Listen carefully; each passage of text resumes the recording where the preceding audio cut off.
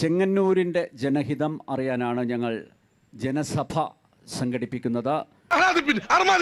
ഒരു തെരഞ്ഞെടുപ്പാവുമ്പോൾ സ്വാഭാവികമായും പ്രാദേശികമായിട്ടുള്ള വികസനം സജീവ ചർച്ചയാകുമ്പോൾ സംസ്ഥാന ദേശീയ രാഷ്ട്രീയത്തിലെ കൊടുമ്പിരി കൊള്ളുന്ന വിഷയങ്ങളും വോട്ടർമാർ പരിഗണിക്കും എന്ന കാര്യത്തിലും യാതൊരു സംശയവുമില്ല.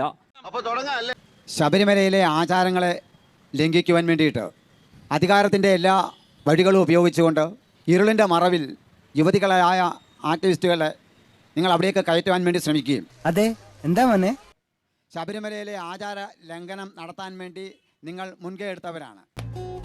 ഈ തിരിച്ചറിവ് എന്നെ ഉന്നതിയിലെത്തിക്കും. ഈ പ്രശ്നം ഉന്നയിച്ചതാരാ? അതിനകത്തുനിന്ന് BJP-ക്കാർക്കോ RSSകാർക്കോ മാറി നിൽക്കാൻ കഴിയും?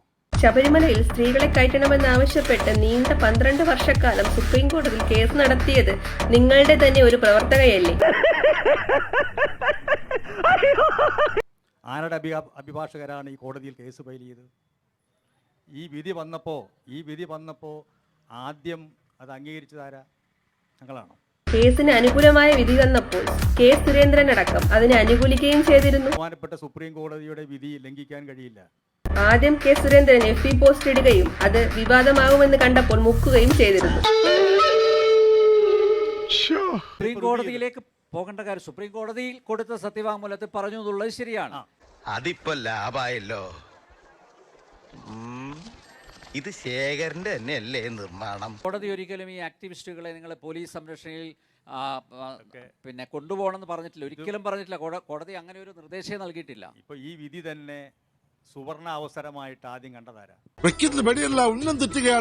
മക്കളെ ഭരണഘടനാപരമായ തുല്യത അടിസ്ഥാനത്തിൽ യുവതികൾക്ക് പ്രവേശിക്കാമെന്ന് പറഞ്ഞ സുപ്രീം കോടതിയല്ലേ, കേരളത്തിലെ ഗവൺമെന്റ് അല്ല.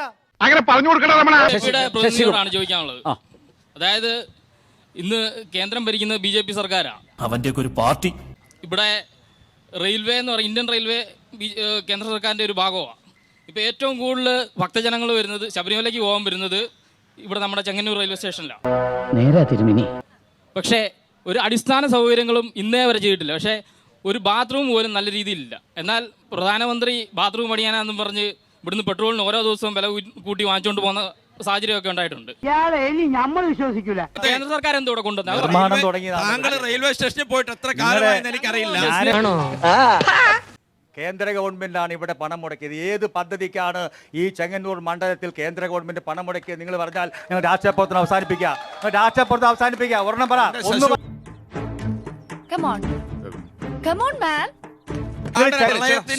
പ്രളയ ഫണ്ടിന്റെ പേരിൽ കേരളത്തിൽ വന്നിട്ടുള്ള കോടികൾ മുടക്കിയിട്ടാണ് ചെങ്ങന്നൂരിലേക്ക് വന്നിട്ടുള്ള പ്രളയ ഫണ്ട്. പറഞ്ഞു നന്നായി. പ്രളയത്തിന് നിങ്ങൾ എത്ര രൂപ തന്നു? ചൂരൽമല മുണ്ടക്കൈ പ്രളയത്തിന് ഒരു പൈസ തരാത്ത വായ്പയാ. വെറുതെ വർത്താനം പറയാതെ. പിന്നെ കുറച്ചു മുമ്പേ സംസാരിച്ചു നിങ്ങളുടെ ഗടഗീതമൊക്കെ ദേശീയ ഗാനമാക്കിയിട്ടുണ്ടെന്ന്.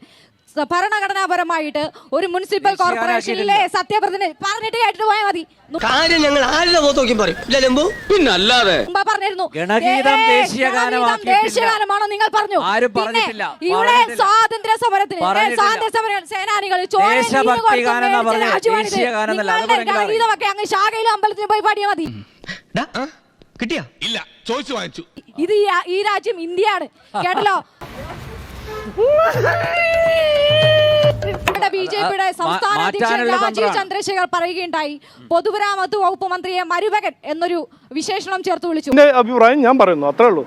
അഭിപ്രായമാണോ പ്രോട്ടോകോൾ തന്നെയാണോ? അല്ല, ഞാനല്ലോ പ്രോട്ടോകോൾ ഇൻചാർജ്. പൊതുമരാമത്ത് വകുപ്പ് മന്ത്രിയാണ്. പൊതുമരാമത്ത് വകുപ്പ് മന്ത്രിയുടെ എന്താണ് വകുപ്പെന്ന് അറിയില്ലെങ്കിൽ സാമാന്യ ബോധമുള്ളവരായി നിങ്ങളൊക്കെ വളർന്നു വരണമെന്നാണ് പറയാനുള്ളത്. നിങ്ങളുടെ അലോസരപ്പെടുത്തുന്ന അദ്ദേഹത്തിന്റെ പേരാണ്. എനിക്കൊരു കാര്യം പറയാനുണ്ട്.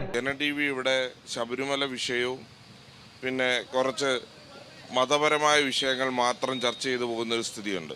അവന്റെ മാസ്റ്റർ പീസാണ്, അതിൽ കൈവെക്കാൻ ആരെയും അനുവദിക്കില്ല. എനിക്ക് BJP പ്രതിനിധിയോട് ഒരു കാര്യം ചോദിക്കാനുള്ളത്, ഈ നാട്ടിൽ കേന്ദ്ര സർക്കാർ ഭരിക്കുന്ന ഈ നാട്ടിൽ ഇപ്പം നമ്മുടെ വയനാട് ദുരന്തം കഴിഞ്ഞു. നരേന്ദ്രമോദി ഒരു കുഞ്ഞിനെ ചുംബിച്ചു പോയതിന്റെ അടിസ്ഥാനത്തിൽ ചോദിക്കുകയാണ്, വയനാട് ദുരന്തത്തിൽ BJP സർക്കാർ എത്ര രൂപ അവിടെ കൊടുത്തിട്ടുണ്ട്? മോനെ സാർ ചോദിച്ചു ഉത്തരം കൊടുക്ക്.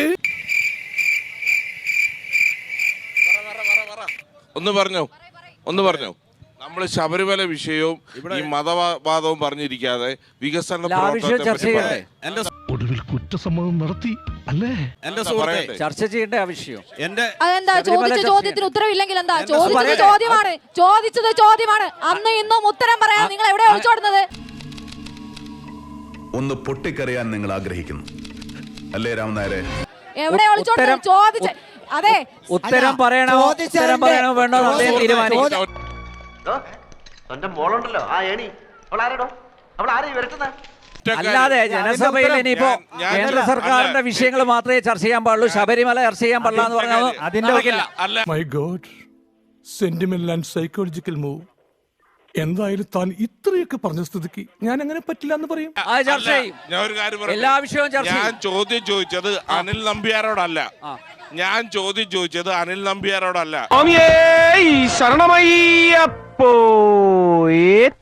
നമ്മളിതിലില്ല, കണ്ടാ മതി. ഞാൻ ചോദ്യം ചോദിച്ചത് BJP ജനസഭയിൽ എന്ത് ചർച്ച ചെയ്യണമെന്ന് തീരുമാനിക്കേണ്ടത് താങ്കളല്ല. നീയാണല്ലോ കോടതി. ഓടാമയില് അല്ല. അപ്പൊ അനിൽ നമ്പ്യാറും അല്ല, എന്ത് ചർച്ച ഞങ്ങളാണ്. അനിൽ നമ്പ്യാറല്ല.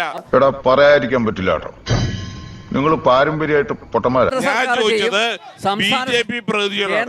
ആ BJP പ്രതിനിധിക്ക് മറുപടിയില്ല. നികരിപ്പുറത്ത് ഞങ്ങൾ വാട്ടർ ടാങ്ക് പഠിച്ചിട്ടുണ്ട്.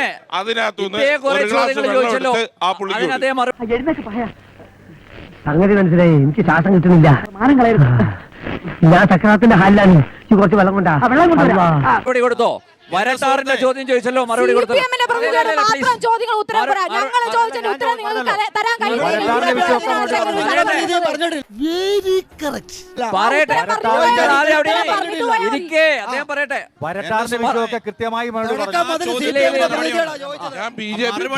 നിങ്ങൾക്ക് തയ്യാറല്ലാത്തതുകൊണ്ടാണ് ഇതൊക്കെ എങ്ങനെ സാധിക്കുന്നു അളിയാ?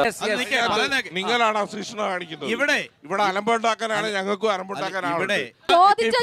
ബന്ധപ്പെട്ടിട്ടുള്ള വാട്ടർ ട്രീറ്റ്മെന്റ് പ്ലാന്റിനെ കുറിച്ച് ചോദിച്ചു. ചേച്ചി പേടിപ്പിക്കല്ലേ? നിങ്ങളുടെ സഭയിൽ നിങ്ങളുടെ കമ്മിറ്റിയിൽ പോയി